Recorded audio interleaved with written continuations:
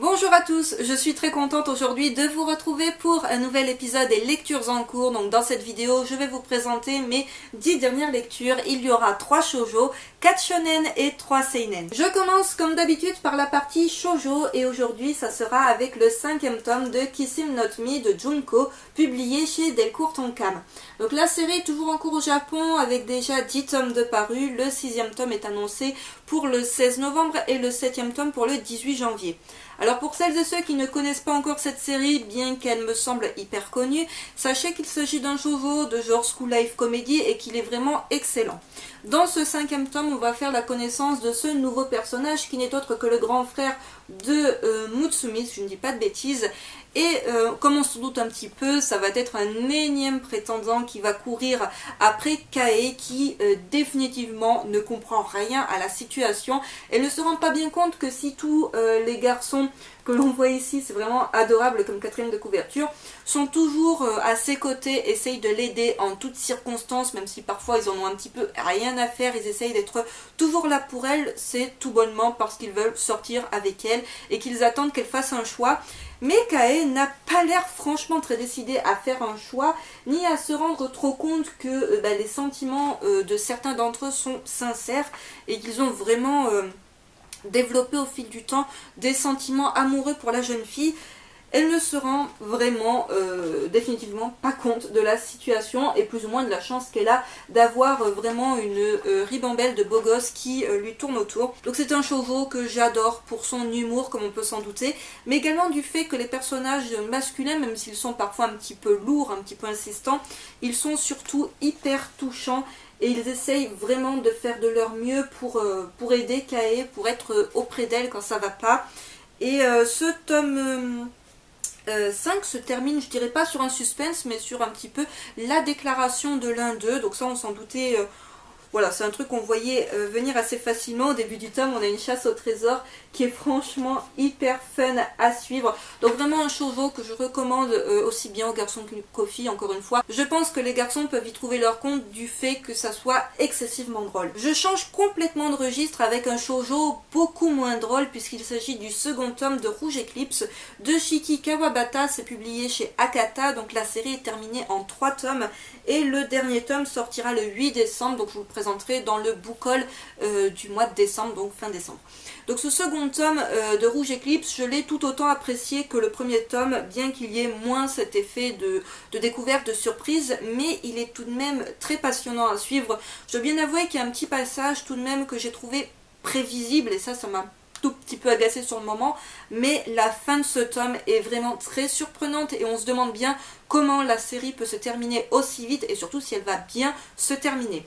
Donc dans ce second tome, Ayumi essaye tant bien que mal de trouver une solution à son problème de changement de corps qui n'était pas vraiment volontaire, mais elle se rend compte au fil du temps que c'est peut-être irréversible et qu'elle va devoir faire avec ce nouveau corps qui est très ingrat et elle est soutenue heureusement par des gens qui ont bien compris qu'il y avait eu ce changement de corps et que la vraie Ayumi, la gentille Ayumi est dans le corps de Kaga, qui elle est de plus en plus agacée par cette situation puisque même si elle a réussi à voler le corps, le très beau corps on va dire de Ayumi, et bien son caractère est toujours aussi pourri et les gens s'en rendent bien compte. Et en fait il va y avoir un petit peu une sorte de, je dirais, triangle amoureux, on va appeler ça comme ça, avec les deux jeunes hommes que vous voyez sur la couverture. Je vous montre la quatrième de couverture également qui est très sympa. Et en fait ils vont être tous les deux plus ou moins du côté de Ayumi, sauf que voilà, Kaga n'a pas du tout envie que ça se passe comme ça et ça commence à agacer un petit peu, donc on ne sait pas jusqu'où elle est prête à aller. Donc c'est vraiment un shoujo assez original que je vous recommande si vous êtes fan de titres. Alors c'est décrit comme étant du fantastique quotidien romance, bien que je dois bien avouer que la romance, même si elle est présente, c'est pas ce qui nous intéresse le plus, c'est vraiment de savoir est-ce que Ayumi va réussir ou pas à récupérer son corps, est-ce qu'il y a une solution. Alors oui, il y a une solution, mais définitivement Kaga ne se laissera pas faire et ne laissera pas cette chose arriver. Là on a encore quelques petits dessins, je vous montre, qui sont vraiment très très sympas. Donc un shoujo que j'apprécie beaucoup, qui sera assurément dans mon top shoujo à la fin de cette année. Donc vraiment un titre que je vous recommande si vous ne le connaissez toujours pas. bien que je pense qu'Akata en ait fait énormément de pubs. Dernier shoujo de cette vidéo, mais pas des moindres, puisqu'il s'agit du second tome de Love, Be Love, Live, Be Left de Yosaki Saka, c'est publié chez Kana. Donc la série est toujours en cours au Japon avec déjà 4 tomes de parus et il faudra attendre le 6 janvier pour avoir le 3e tome. J'apprécie toujours autant le personnage de Akali, qui est comme, enfin pour rappel, le personnage féminin le plus fort des deux, enfin du moins le moins naïf des deux. Donc c'est la petite brune que vous voyez ici. La couverture, déjà petite parenthèse sur la couverture, vraiment les couvertures de ces 3 shoujos sont vraiment très jolies dans 3 registres complètement différents. Et en fait dans ce 3e tome, Yuna, que je ne confonds pas les prénoms, va faire quelque chose que Akali va trouver très courageux de sa part et qu'elle n'oserait pas faire malgré le fait qu'elle ait plus d'expérience que la jeune fille dans le domaine de l'amour. Et même si Yuna va complètement se planter, Akali va toujours être proche de la jeune fille et va vraiment l'envier d'avoir osé faire ce qu'elle a fait. Et elle va s'en inspirer à son tour et se dire bon, si Yuna l'a fait, je suis capable également de prendre mon courage à deux mains et de le faire. Tout ça, je n'en dis pas plus. Il y a, comme on s'en doute, une histoire un petit peu, on va dire, de triangle amoureux, bien que ça ne soit pas réellement un triangle amoureux, mais ça, je vous laisse le découvrir.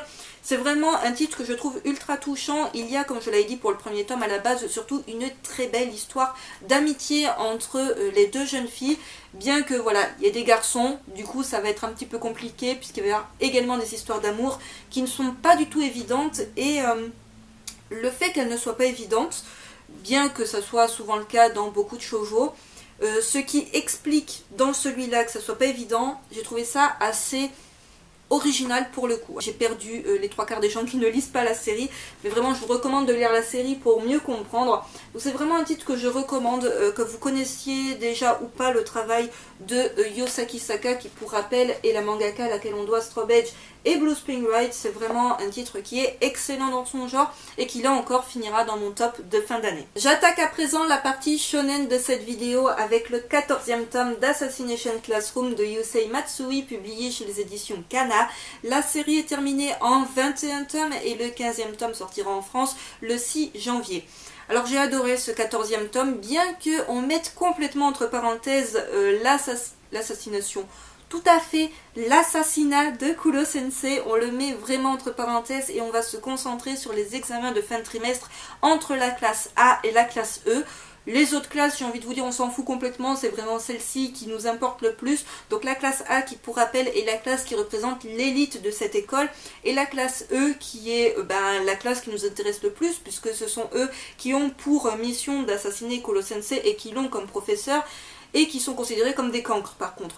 Donc là, ils vont vraiment faire tout leur possible pour détrôner la classe A. Mais ce qui est important dans ce tome 14, c'est qu'on va se concentrer sur le personnage du proviseur qui s'appelle comment, Asano, que l'on savait excessivement sadique et excessivement dangereux, mais qui là est complètement fou furieux, qui en plus semble posséder une espèce de pouvoir, une espèce d'influence, mais c'est même plus de l'influence, c'est voilà, c'est le gars vraiment a un pouvoir surnaturel par rapport à toute sa classe, qu'il va vraiment, la classe A, qu'il va vraiment terrifier et qu'il va obliger à se surpasser. Mais en fait, en agissant ainsi, il va se mettre à dos son propre fils, donc Gakushu, qui lui n'a vraiment pas envie de voir son père triompher, bien qu'il ait une très grande admiration pour son père. Il va le trahir dans ce 14e tome et prendre le choix de rejoindre entre guillemets l'équipe de la classe E, c'est-à-dire de faire en sorte que la classe A ne gagne pas. Donc ça, je vous laisse découvrir s'il y parvient ou pas, ou si la classe A va sortir vainqueur de cette espèce. On dirait que c'est un tournoi, c'est des examens, mais en fait c'est un petit peu un tournoi pour être dans les 50 meilleurs du lycée. Donc c'est un tome qui n'était pas très drôle pour le coup, c'était vraiment plus une compétition d'examen entre les deux classes, mais je dois avouer que ça s'est lu assez rapidement, c'est très dynamique, on ne s'ennuie pas. Et finalement, Kuro Sensei, encore une fois, il a un petit peu mis en retrait de ce tome parce que c'est pas lui qui va être au centre de l'histoire. On va vraiment plus voir le proviseur et tout son côté sadique, la manipulation, son côté un petit peu stratège, tout ça. C'est une série que je vous recommande si vous cherchez un shonen d'action qui soit vraiment, qui se lise très rapidement et avec lequel on ne s'ennuie vraiment pas. Second shonen de cette vidéo, il s'agit du tome 17 de Seven Deadly Sins de Nakaba Suzuki, publié chez Pika. Donc la série est toujours en cours au Japon avec déjà 23 tomes de parus. Le tome 18 est prévu en France pour le 30 novembre. Alors dans ce tome 17, les Seven Deadly Sins vont en fait se retrouver au sanctuaire des druides qui va leur permettre d'augmenter leur puissance pour combattre les Ten Commandments qui sont définitivement beaucoup trop puissants pour eux. Et on va se concentrer notamment sur une épreuve que va devoir affronter Meliodas. Une épreuve qui est vraiment très particulière et qui va lui permettre de retrouver sa puissance qui est scellée, et qui est scellée pour deux très bonnes raisons, puisqu'en fait sa puissance, quand il l'aura complètement retrouvée, il sera vraiment très puissant et excessivement dangereux du coup. Et l'épreuve qu'il va devoir affronter est vraiment très particulière. C'est pas vraiment du combat, c'est vraiment quelque chose de plus psychologique. C'est vraiment un combat contre lui-même. Donc je vous montre un tout petit bout. Et vraiment j'ai adoré ce tome 17 qui est assez sombre. On est sur un shonen fantasy mais qui est tout de même très sombre et que j'ai vraiment beaucoup aimé. Voilà, ce 17e tome, il n'y a vraiment aucun tome de Seven Deadly Sins que jusque là je n'ai pas aimé, et c'est vraiment une série que je recommande si vous êtes fan, voilà, du genre de shonen d'action avec de la magie, de très beaux combats et voilà des personnages qui sont tout de même un petit peu profond. Voilà, on n'est pas que sur des stéréotypes, on est vraiment sur des personnages qui sont très intéressants. Je continue la partie shonen de cette vidéo avec le 7e tome, avant-dernier tome de Dilemma, de Hajime et Tatsuya Toji. C'est publié chez Komiku, donc la série est terminée en 8 tomes. On n'a pas la date pour la sortie du tome 8, mais il me semble qu'il sortira au mois de janvier, du moins si on s'en tient au rythme de parution. Et si celui-ci ne change pas pour le dernier tome, on aura le 8e tome au mois de janvier. Alors dans ce 7e tome, trois choses s'y passent. Tout d'abord, on a le fameux combat avec les petites créatures toutes mignonnes qu'on voyait pour rappel sur la couverture du tome 6, qui étaient vraiment trop adorables, et pourtant ce sont des créatures excessivement sanglantes que l'on découvrait à la fin du 6e tome. Donc on a leur combat qui est vraiment terrible dans ce 7e tome. On a ensuite un énième duel, je crois que c'est l'un des derniers, avec ce gorille zombie. Donc ça, je vous laisse découvrir de quoi il s'agit, mais comme on s'en doute, ça va pas être très sympathique. Et à la fin de ce tome, on a un dernier dilemme avec le personnage de Yuzuki qui va vraiment être confronté à un dilemme qui est, encore une fois, cornélien. C'est toujours des choix impossibles entre plus ou moins quelque chose qu'il faut impérativement faire pour continuer le jeu et pour que tout ceci prenne fin. Et en même temps, on te propose de peut-être sauver l'âme d'une de tes amies qui est décédée au tout début de l'histoire. Donc c'est toujours des dilemmes comme ça qui sont complètement impossibles à faire et qui sont géniaux. Donc on a toujours en parallèle de tout ça, à chaque fois qu'il remporte un dilemme, il remporte une espèce de petite coquille qui permet de découvrir plus ou moins qu'est-ce qui est derrière tout ça, pourquoi on en est arrivé là. Je vais vous montrer voilà, un petit peu les dessins. C'est vraiment du survival game horreur qui est génial parce qu'il est très surprenant. Les dilemmes ne se ressemblent pas, bien qu'ils aient plus ou moins tous la même finalité et que pour l'instant les personnages s'en sortent. On ne voit vraiment pas, enfin du moins je ne vois vraiment pas comment cela peut-il se terminer et comment cela peut-il bien se terminer, surtout parce qu'il y a déjà tellement de... On est déjà tellement loin dans l'horreur. Je vais vous montrer quand même ce que ça donne au niveau du gorille zombie pour peut-être vous donner envie de découvrir cette série. Donc vraiment un excellent tome, et je suis un petit peu triste quand même que la série se termine en seulement 8 tomes, mais bon voilà, j'espère que le 8e tome ne sera pas décevant. Dernier shonen de cette vidéo, mais pas des moindres, puisqu'il s'agit du second tome de Red Ice Sword Akame ga Kill 0, donc le spin-off, la préquelle de Red Ice Sword de Takahiro et Kei Tolu. C'est publié chez Kurokawa. Donc la série est toujours en cours au Japon avec déjà 5 tomes de parus, et il faudra être très patient puisque le 3e tome est annoncé pour le 9 février. Alors déjà il m'a semblé qu'il y avait une éternité entre le premier tome et ce second tome, et il faudra attendre une deuxième éternité pour avoir le 3e tome de la série, ce que je trouve un petit peu dommage pour le coup, parce que vraiment les tomes sont excellents. C'est un très bon spin-off de la série de Red Ice Sword que j'adore et qui va se terminer il me semble en 15 tomes, quelque chose comme ça, 14 ou 15 tomes. Donc ce second tome, j'ai eu un petit peu de mal à me remettre dedans parce que oui, pour moi le tome 1 il est sorti il y a genre super longtemps. Et bon, on se remet assez facilement dans les combats, tout ça. Et ce que je vais retenir très rapidement de ce second tome, c'est la mort d'un des personnages principaux. Voilà, ça ne change pas de la série principale. Ça fait beaucoup de principal dans cette phrase. On va avoir la mort, on va avoir droit à déjà un très très beau combat qui va se terminer sur la mort d'un des personnages principaux, auquel personnellement je ne m'attendais pas. Je ne m'attendais pas à perdre ce personnage aussi vite. C'était vraiment un personnage que j'appréciais beaucoup. Je vous montre un petit extrait de combat. Et vraiment, j'ai hâte de voir ce que ça va donner dans le tome 3 parce qu'il y a beaucoup de personnages qui ne sont pas encore au courant de cette mort. Et quand ils vont le savoir, ça va péter dans tous les sens niveau vengeance. Donc c'est vraiment une très bonne série. Mais je ne peux pas la dissocier de Red Ice Sword parce que je sais qu'on va me demander en commentaire si je n'ai pas lu Red Ice Sword, est-ce que je vais comprendre ce spin-off? C'est compliqué parce qu'en fait, ce spin-off permet de comprendre comment les personnages de la série principale en sont arrivés à être aussi badass, à avoir justement cette hargne, cette envie de vengeance pour certains.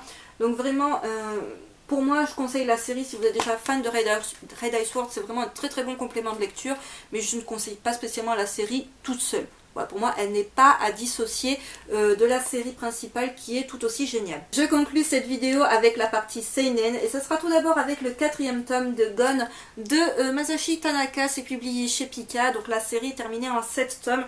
Le 5e tome sortira le 16 novembre et les tomes 6 et 7 sont annoncés pour le 14 décembre. Donc oui, Pika donne un grand coup d'accélérateur pour conclure la série cette année et c'est franchement bien, surtout quand on sait qu'il s'agit d'une réédition. Du coup, il y a des gens qui connaissent déjà la fin de la série. Mais bref, c'est vraiment bien qu'on ait en décembre la fin de Gon parce que vraiment ça a tardé entre la sortie du tome 2 et la sortie du tome 3. Il s'est passé beaucoup de mois et là heureusement ça accélère vraiment. Donc très rapidement à propos de ce 4e tome, pas grand chose à vous en dire. On est dans 3 univers différents. Tout d'abord, Gon va aider des petites tortues parce que bon, pour celles et ceux qui ne le savent pas, les petites tortues quand ça naît ça sort d'un œuf. Un œuf qui est théoriquement, enfin plusieurs œufs qui sont enterrés sur une plage de sable. Du coup il faut cavaler jusqu'à la mer en esquivant tout ce qui est volant et rampant et qui est susceptible de vous bouffer. Mais ça ne s'arrête pas là puisqu'une fois atterri dans l'eau, eh bien vous n'êtes pas à l'abri de tout ce qui est sous-marin et de tout ce qui est encore volant qui essaye de vous choper en surface. Et en fait ça va être complètement ça, c'est que Gon va venir en aide à ces petites tortues et c'est vraiment génial. Mais le souci c'est que les tortues, il y en a sur la grande majorité qui naissent, la grande majorité vont mourir bouffés en à peine quelques minutes après leur naissance, ce qui est terrible. Donc Gon va être confronté au monde sous-marin qui est vraiment pas évident du tout pour un petit dinosaure qui n'a rien à foutre dans l'eau, on est bien d'accord. Par la suite, il va se retrouver dans un univers désertique en compagnie d'une autruche, d'une espèce d'antilope et d'un singe. Ouais, c'est l'équipe de choc et il va les aider à traverser une espèce de désert. Voilà, c'est vraiment... Je vous montre les dessins parce que c'est ce qui pour moi est le plus notable étant donné que c'est encore une fois un manga dans lequel il n'y a strictement aucun texte. Tout passe par le dessin. Mais voilà les dessins tout de même, je vais vous dire, c'est quand même, c'est pas n'importe quoi. Et enfin, il va être accompagné de fauves, que je vous dise pas de bêtises, donc de lynx du désert et de serval. Et voilà, il va être accompagné de petites peluches trop adorables, mais on n'est encore une fois pas du tout dans un manga qui pour moi s'adresse à un jeune public. Même si, bon là c'est mignon, on est d'accord, mais on est quand même sur un manga dans lequel on suit un petit dinosaure qui est dans une nature sauvage avec des animaux qui ont leur instinct naturel, même si c'est conseillé à partir de 8 ans. Je vois pas trop d'intérêt à partir de 8 ans si ce n'est montrer la dureté du monde. La dureté du monde, je sais même pas si dureté du monde ça se dit. La cruauté du monde, parce que oui, la cruauté du monde animal qui est sans pitié parce que c'est la loi de la jungle et c'est complètement ça. Donc voilà, c'est vraiment très sympa, ça s'apprécie vraiment pour ses dessins plus que par son histoire. Avant-dernier seinen de cette vidéo et immense coup de cœur, il s'agit du 6e tome de Last Hero Inuyashiki de Hiro Yaoku, c'est publié chez Kiyun dans leur collection seinen. La série est terminée en 10 tomes et le 7e tome sortira le 12 janvier. Alors ce 6e tome de Last Hero Inuyashiki, il bat le record mondial du manga dans lequel il y a le plus de balles tirées. Voilà, on peut difficilement faire pire. Si on comptait le nombre de balles que se prend le personnage de Hiro ou encore que se prennent les personnages autour de lui, vraiment je pense qu'on bat des records. Donc c'est vraiment un tome que j'ai adoré, qui est excessivement violent comme vous pouvez vous en douter, qui est complètement dans l'esprit de Gantz, qui est la précédente série de l'auteur, et que j'ai vraiment surkiffé. Donc le personnage de Hiro, c'est un petit peu le gars à abattre du fait que c'était le méchant. On avait Monsieur Inuyashiki qui était le pendant gentil, le gentil cyborg, hein, voilà, qui essaye de faire le bien autour de lui et qui essaye toujours de faire le bien qu'il soit presque absent de ce 6e tome finalement. Et on a le personnage de Hiro qui lui se servait de sa nouvelle force, de ses nouveaux pouvoirs pour faire le mal finalement. Il a une prise de conscience depuis déjà le tome précédent, ou le tome d'avant, je ne sais plus, ça fait déjà un petit moment que le gars se dit bon, j'arrête le tir et j'essaye de faire comme Monsieur Inuyashiki, de faire le bien autour de moi et de rendre les gens heureux. Le souci quand on a atteint un tel niveau de massacre, c'est qu'il est compliqué de faire marche arrière et il se retrouve à faire face à la police du Japon, pas seulement de la ville où ils sont, mais complètement du Japon. Donc on a beaucoup de double pages dans cette série du coup. J'arrive plus du tout à parler. Du coup, c'est un titre qui se lit assez vite. Et bref, il a du mal à faire machine arrière. Et quand il se rend compte qu'en plus, quand il essaye de faire le bien, tous les gens qui l'ont aidé à prendre conscience plus ou moins et à redescendre sur Terre, eh bien il se rend compte que ces gens-là vont se faire massacrer petit à petit par la police qui, finalement, voilà, c'est des dommages collatéraux, mais des dommages nécessaires pour atteindre Hiro. Il va repéter un câble et se dire, bon, finalement, j'ai le Japon à dos. Et il décide de, alors je crois que c'est juste décimer la population de la ville. Je ne sais plus si ça se passe à Tokyo en fait. Bon, on va dire que ça se passe à Tokyo, mais gros doute.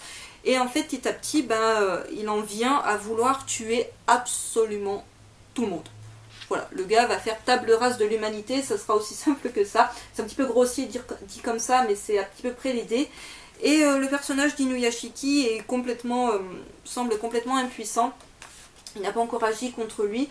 Donc vraiment une série que j'adore, qui est vraiment super originale, qui pour moi ne payait pas de mine. Et pourtant c'est une petite pépite que je vous recommande absolument si vous ne connaissez toujours pas cette série. Mais il est précisé tout de même, je le reprécise, qu'elle est pour public averti. Je conclue cette vidéo avec le 7e tome de Hajin, Semi-humain de Gamon Sakurai. C'est publié chez Glénat dans leur collection Seinen. La série est toujours en cours au Japon avec déjà 9 tomes de parus et le 8e tome sortira le 15 février. Il faudra être très patient. J'ai vraiment beaucoup aimé ce 7e tome qui se concentre notamment sur le personnage de Sato, sur son passé et qui nous permet de comprendre comment il est devenu le monstre qui est traqué aujourd'hui. Et on a toujours voilà, cette confrontation entre Sato et les personnes qui l'ont rejoint, que ce soit des Hajin ou des humains qu'il contrôle. Et la police anti-Hajin, j'appelle ça la police mais c'est une brigade qui est anti-Hajin, qui va être accompagnée de certains Hajin dont Kei, et qui vont, voilà, ça va vraiment être un combat acharné entre les deux, même si Sato, on en parle beaucoup dans ce tome parce qu'on remonte jusqu'à son enfance quand même pour découvrir ce personnage un peu plus en profondeur. Il est un petit peu absent de cette bataille qui se joue sous ses yeux. Donc j'ai vraiment hâte de le voir vraiment passer à l'action parce que là pour l'instant dans ce tome il est complètement en retrait de la situation. C'était un tome qui était vraiment super dynamique, que j'ai adoré, bien qu'il y ait quelques longueurs dans Hajin, je reproche qu'il y ait des moments un petit peu blabla qui pour moi ne servent pas à grand chose. C'est vraiment un très bon titre qui est assez sombre, bien que, autre petit point négatif on va dire, c'est que les IBM, donc les fantômes noirs que vous voyez toujours sur les couvertures, soient un petit peu absents. Ils sont un peu plus présents dans ce tome 7, ils parlent un peu plus qu'avant, mais je trouve qu'on pourrait les voir un peu plus souvent, ça serait tout de même très sympathique. Cette vidéo est à présent terminée, j'espère qu'elle vous aura plu. N'hésitez pas à me dire dans les commentaires si vous avez lu certains des titres que je vous ai présentés dans cette vidéo, votre avis à leur sujet, sans spoil bien évidemment. N'hésitez pas non plus à me dire ce que vous avez lu dernièrement et si jamais parmi tout ce que je vous ai présenté, il y a des titres qui vous donnent envie. Sur ce, je vous retrouve très vite pour une prochaine vidéo. Bye!